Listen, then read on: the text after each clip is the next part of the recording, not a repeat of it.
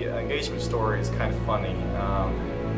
It seems like a lot of them go wrong, and well, I don't know if mine necessarily went wrong, but it definitely went differently than I planned.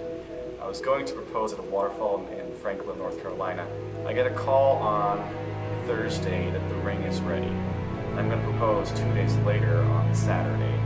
So this is Thursday afternoon. I said, sure, I'll come and pick the ring up tomorrow. That's Friday, so the day before proposing. The thing is, I was in Tacoma Falls, Georgia, and had to drive back to Columbia.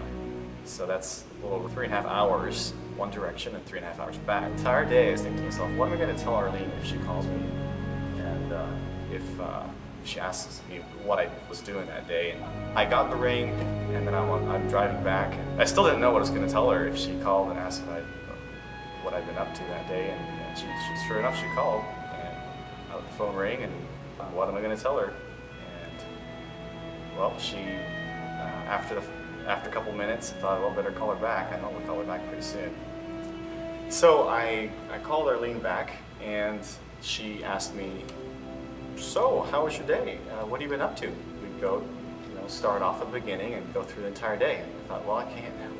What do I say? I don't want to lie. It didn't help that I was meditating on scripture that talked about not lying, and so I was feeling pretty convicted. So I said, well, driving to Columbia and back. And Arlene said, guess what the next question was, why are you driving to Columbia and back? And I said, well, to pick up a special present for someone. And right at that point, she knew, and I knew she knew. Ended the phone conversation, and I thought, who am I kidding? She knows that I got the ring. And so I quickly decided to change tactics and decided that I would propose that day.